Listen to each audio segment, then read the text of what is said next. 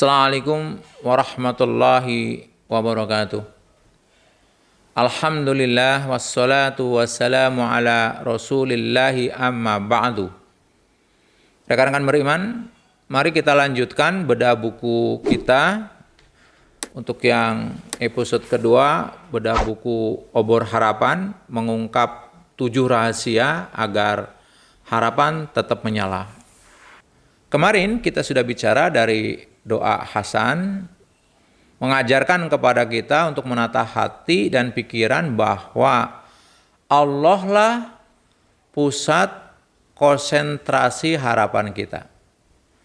Konsentrasi harapan jangan sampai hanya pada sebab-sebab usaha, kemarin kita bicarakan, tergantung dengan usahanya, ikhtiarnya. Jadi harus dibangun, ikhtiar adalah tugas fisik kita, tapi hati tetap terpaut dengan Allah. Artinya konsentrasi harapan kita Allah semata-mata. Kemudian bahwa ketika kita memutus harapan kepada selain Allah, ini pertemuan terakhir kemarin, maka kan banyak keajaiban hidup yang mendatangi kita. Jadi insya Allah dengan berharap hanya kepada Allah, diharap banyak dalam tanda petik keajaiban-keajaiban hidup. Sebaliknya begitu kita menaruh harapan kepada selain Allah, yang terjadi kecewa, putus asa, dan sebagainya. Pendek kata, banyak kesulitan dan kekecewaan yang mendatangi kita disebabkan kita terlalu berharap kepada selain Allah. Nah, dari kisah kemarin, seorang ustadz yang kemudian dia mendapatkan doa dari seorang kiai, maka dengan izin Allah, ustadz ini pun lagi berikhtiar untuk membangun sebuah pesantren juga. Setelah itu dalam proses yang tidak lama, ketika dia membangun pesantrennya terjadi ujian yang luar biasa. Sang ustadz tadi, dia pembangunnya berhenti di tengah jalan. Lalu ustadz tadi ingat doa yang disampaikan Pak Kiai tadi, meminta kepada santri yang saat itu sudah ada tapi masih berupa panti gitu ya, diajak untuk datang ke pesantren yang sedang dibangunnya. Rekan-rekan bisa melihat gambarannya ada di layar.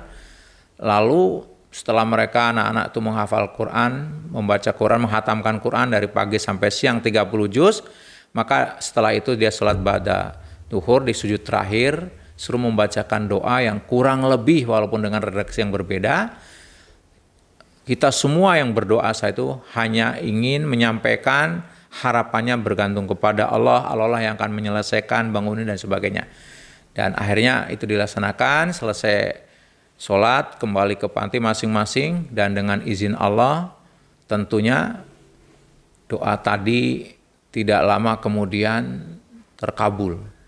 Inti yang ingin Ustadz tadi sampaikan kepada kita adalah dalam diri Ustadz bersuara satu, hanya ingin menggantungkan harapannya kepada Allah. Itu yang mungkin pelajaran bisa diambil. Kalau ditanya kepada Ustadz tadi, apa yang dibaca, intinya dia ingin menggantungkan harapannya kepada Allah.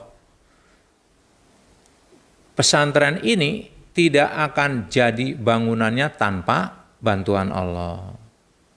Pesantren ini tidak didatangi santri kecuali Allah menggerakkan hati calon santri. Gak mungkin santri dari berbagai daerah datang ke pesantren tadi kalau gak dengan izin Allah. Ustadz tadi juga bersuara dengan keras untuk memutus harapannya kecuali hanya kepada Allah untuk kelanjutan pembangunan pesantren yang hari itu sedang terhenti. Saat itu suasana digambarkan oleh Ustadz tadi benar-benar mencekam karena kita mencoba untuk tidak berharap kepada makhluk seperti yang dilakukan oleh tamu tadi yang sebelumnya ketemu di rumah Pak Kiai, juga sibuk ke sana kemari membuat proposal. Tentu itu tidak salah, tapi ketika dengan proposal tadi membuat hati kita jadi lupa bahwa ada harapan yang tidak boleh diputus oleh kita, harapan kepada Allah berkurang begitu, menjadi masalah. Nah, Ustadz tadi yang setelah mengajak anak-anaknya tadi, anak didiknya untuk berdoa, memanjatkan doa kepada Allah dengan memutus harapan kepada selain Allah dengan sungguh-sungguh, dengan izinnya antara yang dibutuhkan misalkan 200 juta nggak nyampe 2 bulan atau 3 bulan, setelah itu yang turun dana itu miliaran. Sampai-sampai kisah Ustadz menceritakan di antara muhsin ini tuh berebut, saya bangun ini, saya bangun itu. Apakah harus seperti ini? Persis tidak, tapi ini bagian dari testimoni yang tujuannya berhusnudon. Semoga kalau ada orang lain bisa melaksanakan itu, mudah-mudahan kita juga bisa. Lalu pertanyaannya, dari mana obor harapan itu menyala?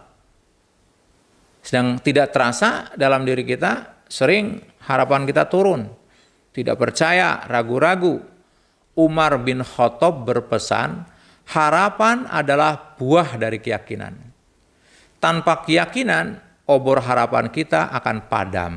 Karena itu, Ibnu Qayyim menyimpulkan bahwa kedudukan keyakinan dalam iman itu sama seperti kedudukan ruh dalam jasad. Bayangkan kalau ada jasad, tidak ada ruhnya, mayat dong. Jasad itu bisa hidup, bisa berkreasi karena ada ruh. Demikian dalam hidup ini, bahwasanya tanpa keyakinan, maka obor harapan tidak akan nyala. Jadi apa yang harus dibagusi oleh kita adalah bagaimana menyalakan obor harapan. Obor harapan akan nyala dengan keyakinan, dengan iman. Bagaimana iman ini terus tumbuh berkembang kalau disirami dengan ilmu. Karena orang yang terus ingin menyalakan harapannya tidak putus asa untuk terus menambah ilmu, baik ilmu dunia maupun akhirat.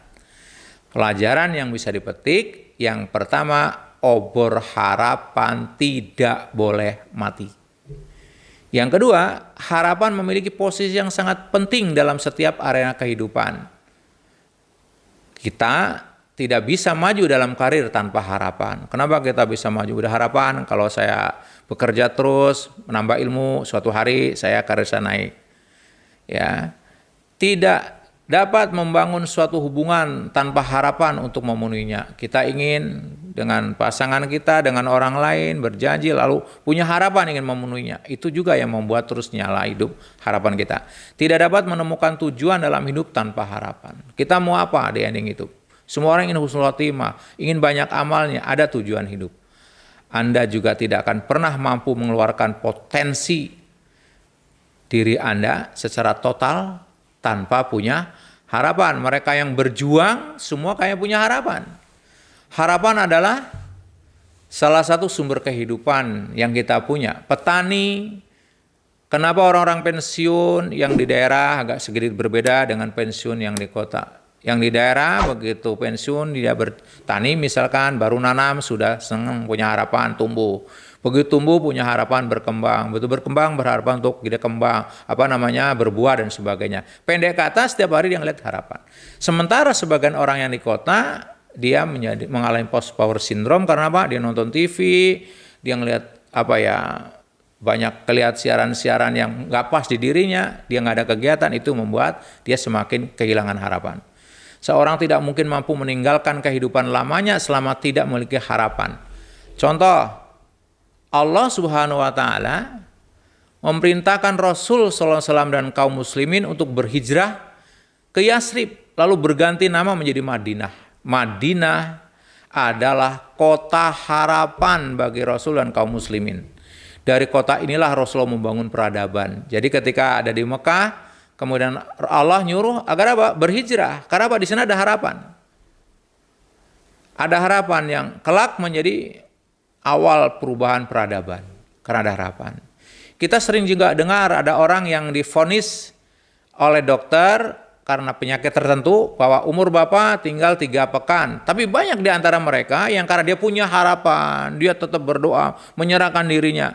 Sampai yang terjadi apa? Dokter yang memvonis meninggal kepada pasien tadi dokter yang memvonis pasien 3 pekan meninggal, sudah meninggal, yang divonis 3 pekan meninggal masih hidup. Karena apa? Dia punya harapan. Ya, sesungguhnya mesin penggerak manusia adalah harapan. Hanya orang-orang yang memiliki harapan yang mampu bertahan hidup dalam ujian, baik yang ringan atau yang berat. Jadi kalau ada orang bisa ngelewatin ujian, karena dia punya harapan. Ini yang penting untuk kita ketahui, dan Saya ingin menyampaikan ada cerita dari Presiden India, Abdul Kalam, yang tentu ini bisa diambil hikmahnya. Presiden India dari 25 Juli 2002 sampai 25 Juli 2007. Rekan-rekan bisa ngelihat di layar. Salah satu pesan penting terkait dengan harapan adalah ilustrasinya, kata beliau, tentang huruf O. Dalam kata opportunity, yang artinya peluang, huruf O tidak ada pada kata yesterday. Kata kemarin nggak ada huruf O. Kemudian huruf O hanya ada pada today. Hari ini berarti ada harapan. O tadi ya. Opportunity, ada peluang maksudnya hari ini. Dan tomorrow, esok hari, huruf O-nya 2. Kalau today hanya ada 1, tapi huruf O dalam kata tomorrow ya ada 3. Jadi menggambarkan bahwa hari esok penuh dengan harapan. Esok adalah hari yang penuh harapan bagi siapa saja. Nah, untuk menumbuhkan harapan, kalau kemarin mungkin doa Hasan yang kita pakai, sekarang ada doa dari Rasulullah. Mungkin teman-teman bisa memadukan dua doa ini, yang ini sering dalam doa ini dipakai untuk wirid pagi dan sore, yaitu ya hayyu ya qayyum birahmatika astahis waslih li sya'ni kullahu wala takilni ila nafsi torfata aini abadan. Rekan-rekan bisa lihat di layar, bisa dihafal. Wahai Rob yang maha hidup, wahai Rob yang maha berdiri sendiri, artinya dia tidak butuh segala sesuatu. Dengan rahmatmu aku minta pertolongan. Perbaikilah segala urusanku dan janganlah engkau serahkan aku pada diriku sendiri walaupun sekejap mata tanpa mendapatkan pertolonganmu. Ini orang-orang yang kenapa harapannya terus hidup ketika dia melibatkan Allah Subhanahu wa Ta'ala dalam setiap aktivitas.